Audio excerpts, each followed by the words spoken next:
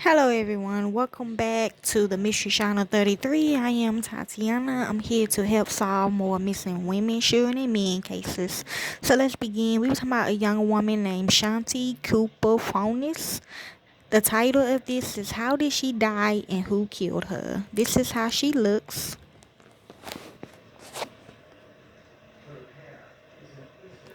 Yes, she was on um I did have me and my husband, we did have her case.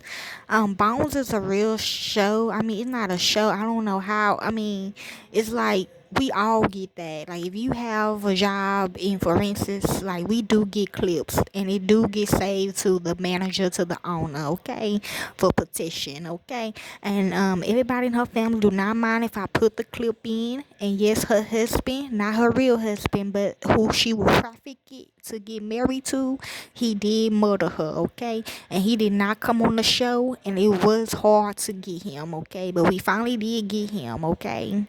So this is him, the husband,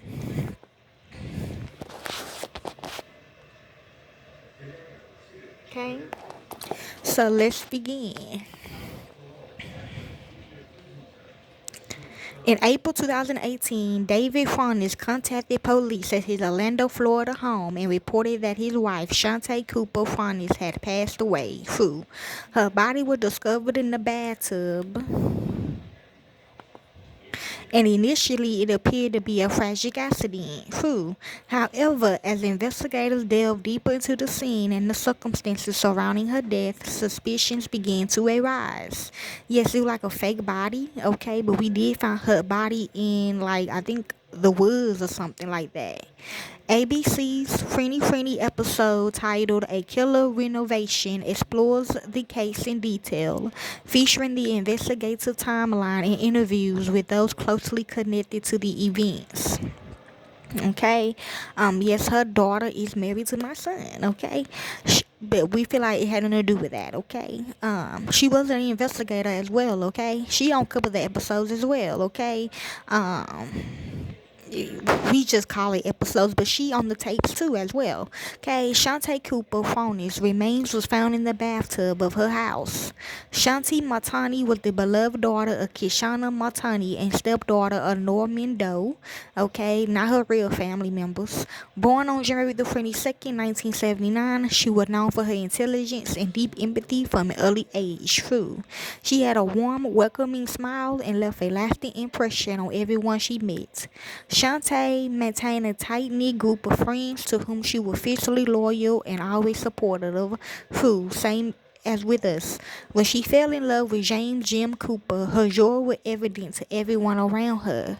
In 2010, the couple welcomed their son, Jackson Cooper, and Shantae embraced motherhood wholeheartedly, dedicating herself to her son and cherishing every moment with him. Okay.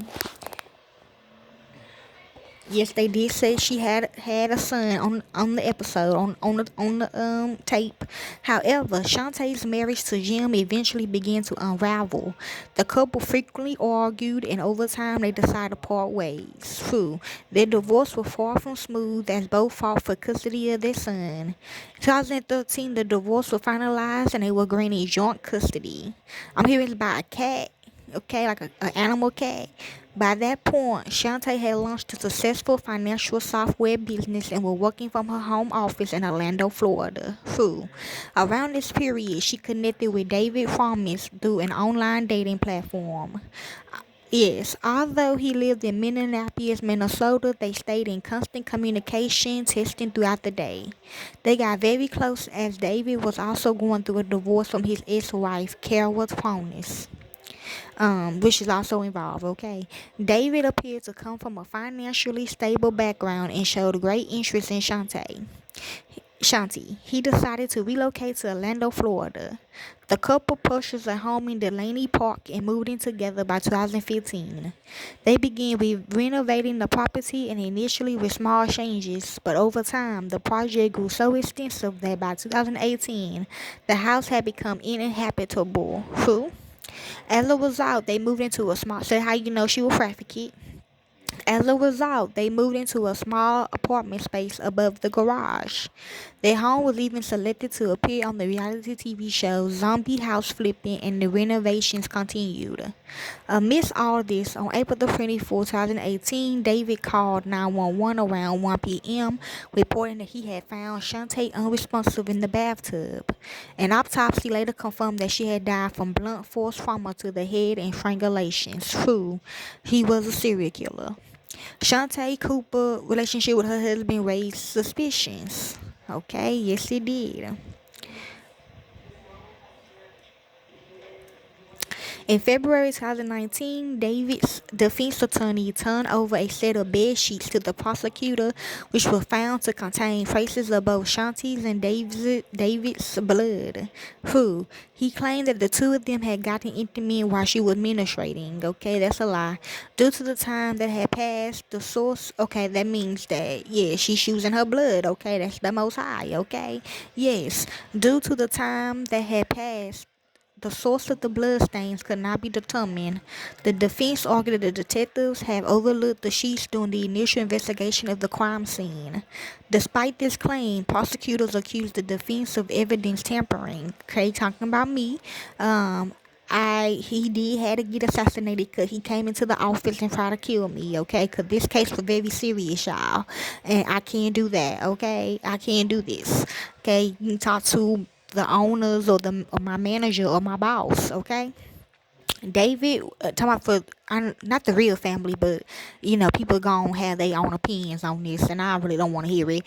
Okay, and I ain't really trying to go to court either. Okay, David remained in custody throughout, and his trial finally began in October 2023. Who it did. After a thorough examination of the case, he was found guilty of Shanti's murder and was sentenced accordingly, which he was. Okay, death row. Okay, and that's all. This is how he looked. Okay.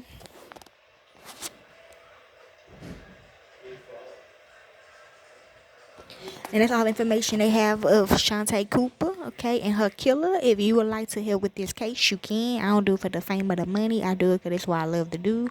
And to the real families of these victims, corporate America will set you up. Thank you, peace, and be safe.